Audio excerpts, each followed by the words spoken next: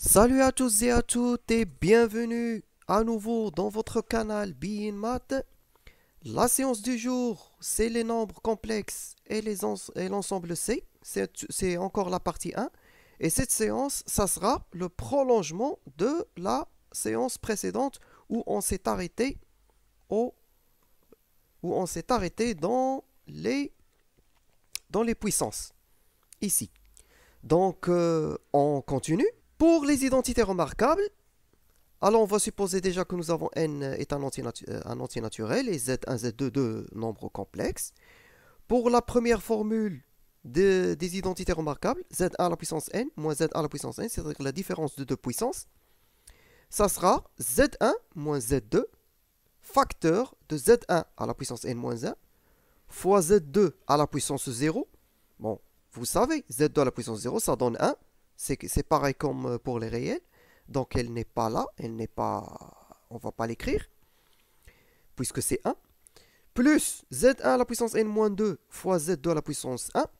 Et là, vous remarquez que la puissance de z1 a diminué d'un degré.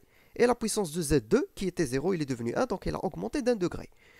Et bien c'est comme ça, ça continue jusqu'à ce que z2 passe à la puissance n-1, au degré n-1, ou encore, si on veut dire ça. Et Z1 passera donc au degré 0. Ben c'est comme ça.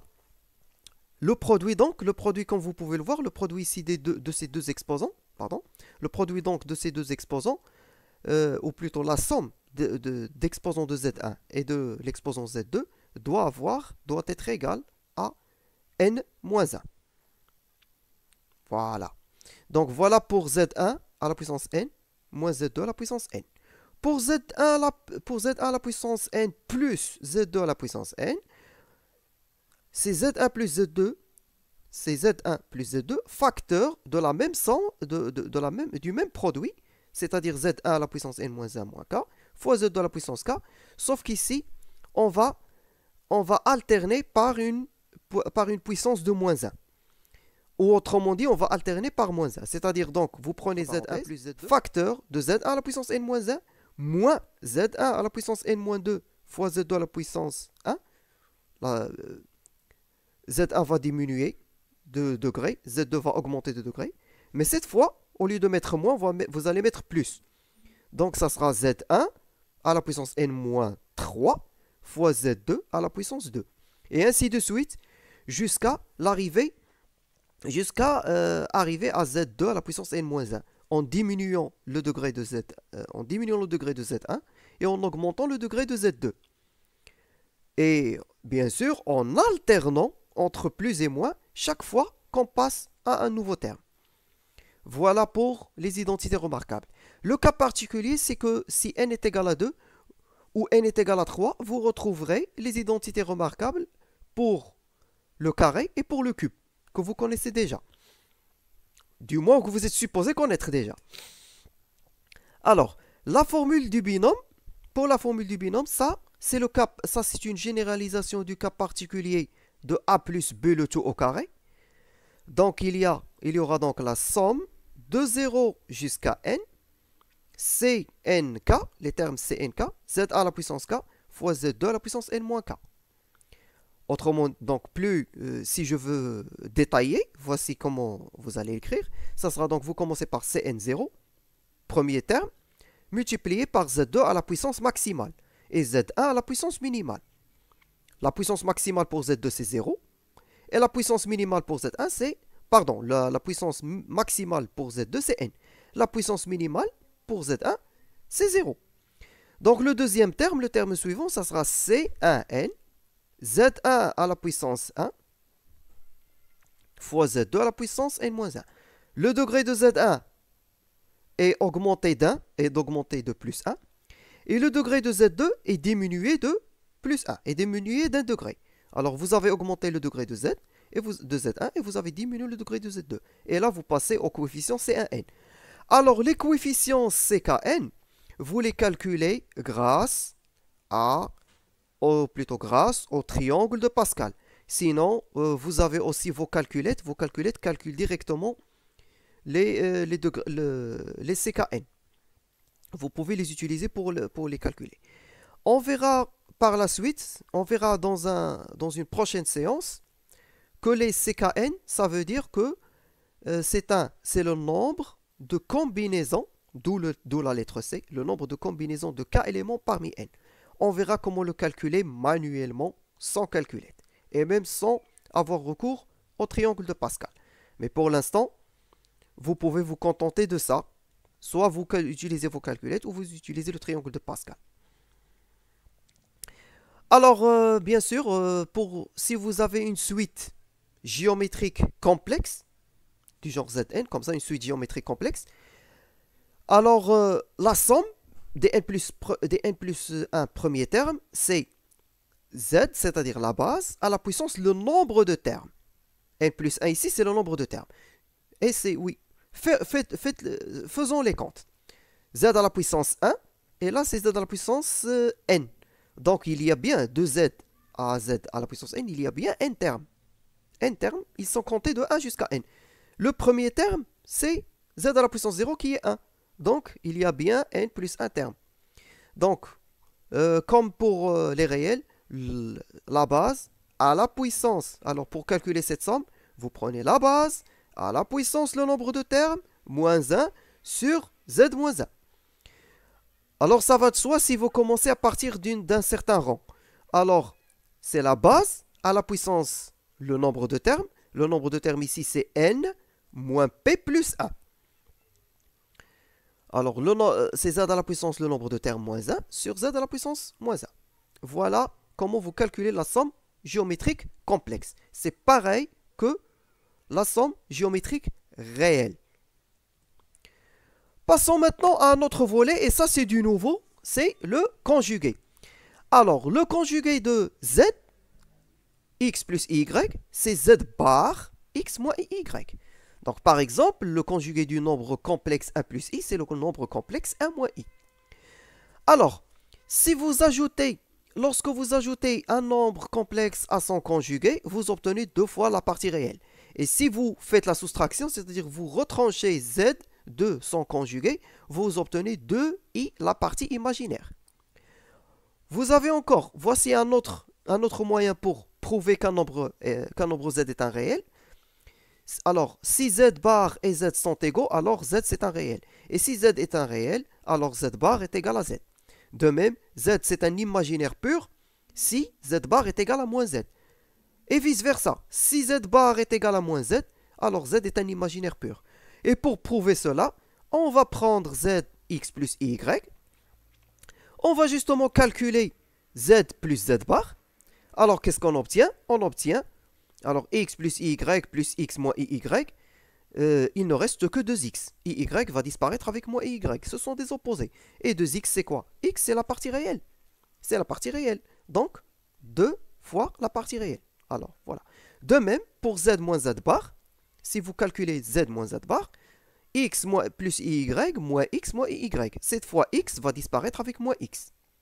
Plus x va disparaître avec moins x. Et iy va s'ajouter à plus iy. Parce que moins iy, c'est plus iy. Alors, vous aurez 2 iy. Donc, y hors y, c'est quoi? C'est la partie imaginaire. Donc, c'est 2 fois la partie imaginaire, fois i, bien sûr. Bon, j'ai oublié de mettre le i ici, mais en fait, il y a i ici. Il y a i. Donc, voilà la preuve que cette propriété est vraie. Passons maintenant à la deuxième propriété. Alors, pour z est égal à z bar, vous avez x plus y serait égal à x moins iy.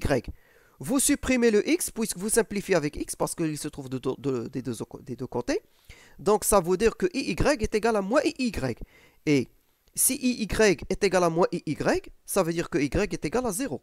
Donc, bien sûr, qui est le nombre réel qui est égal à lui-même, qui est égal à son opposé? Il n'y a qu'un seul nombre. Nous connaissons tous qu'il n'y a qu'un seul nombre réel qui est égal à son opposé. Et c'est 0. Donc, ça veut dire que y est égal à 0. Donc, la partie imaginaire est égale à 0. Donc, z ne peut être qu'un réel, puisque sa partie imaginaire est nulle.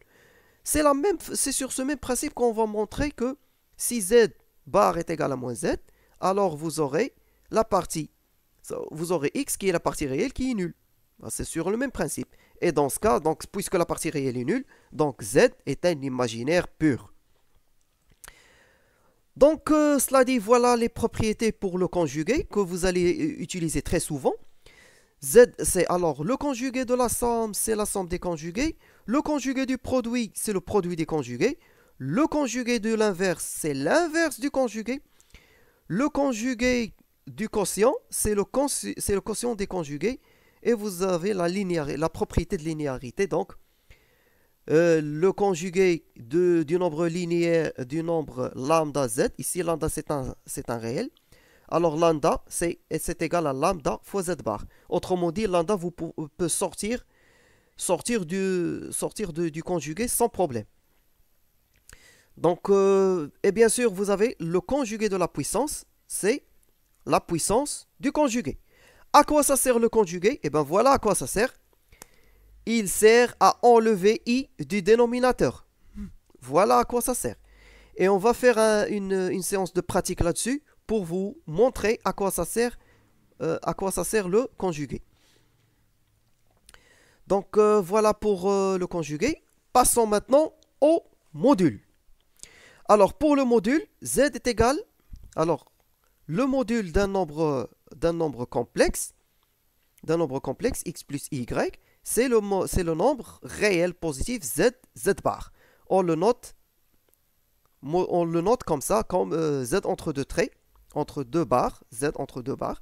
Donc, comme pour la valeur absolue pour les réels. Et donc, le module au carré, c'est z fois z bar, et c'est égal à la partie réelle au carré, plus la partie imaginaire au carré. Donc, voici deux manières pour le calculer. 1 plus i, c'est égal à racine carrée de 1 plus i, racine carrée de 1 moins i, z bar. C'est ce qu'on a appliqué, on a appliqué ça. Donc, racine carrée de 1 moins i au carré, c'est 1 plus i. C'est 1 plus i. Plutôt, c'est 1 moins i au carré, c'est racine carrée de 1 plus i. De 1 plus 1, c'est racine de 2. De même, le module... de même, alors, si on veut changer de méthode, si on veut utiliser cette méthode, alors le module de 1 plus i, ça sera la racine carrée de la partie réelle de 1 plus i, plus la partie imaginaire prise au carré de 1 plus i. La partie réelle prise au carré de 1 plus i, c'est 1. La partie réelle de 1 plus i, c'est 1, donc, ça sera 1 au carré. La partie imaginaire de 1 plus i, c'est i. Enfin, plutôt c'est 1, le coefficient de i. Donc, ça sera 1 au carré. La racine carrée de 1 plus 1, c'est racine carrée de 2. Et donc, dans les deux cas, vous pouvez choisir la méthode qui vous paraît la plus simple. Vous obtiendrez toujours le même résultat. Donc, voilà pour le module. Il y a bien sûr les propriétés du module. Alors, comme pour la valeur absolue, pour les réels, il y a l'inégalité triangulaire. Alors, le module de la somme est inférieur ou égal à la somme des modules. Sinon, pour le produit, ça va de soi. Le produit des modules, c'est le module du produit. Et le quotient des modules, c'est le module du quotient. Pour la linéarité, donc, lambda, le module de lambda z, lambda ici est un réel, puisque le module est un nombre strictement positif, donc lambda va sortir en valeur absolue du module. Donc, je pense que ça suffit pour cette séance.